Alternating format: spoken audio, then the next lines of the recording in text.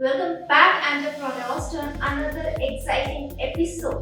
Today I've got some amazing tips to help you scale your online business and reach new heights. Let's dive right in. Tip number 1: leverage social media. Engage with your audience on platforms like Instagram, Facebook, and Twitter. Build a community around your brand and what your online presence shows. Tip number 2: optimize your website.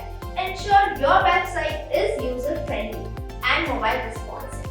A seamless online experience will keep your customer coming back to you for more. Tip number 3: content is king. Create valuable and relevant content. Whether it's a blog, video, or podcast, great content establish your authority and attract a loyal audience. Tip number 4: focus on customer service. Happy customers are repeat customers. Provide exceptional service, address their concern promptly, and you will build a loyal customer base. I promise. Tip number 5: expand your network. Collaborate with influencers and other business of your niche. Network opens door to a new opportunity and widens your reach.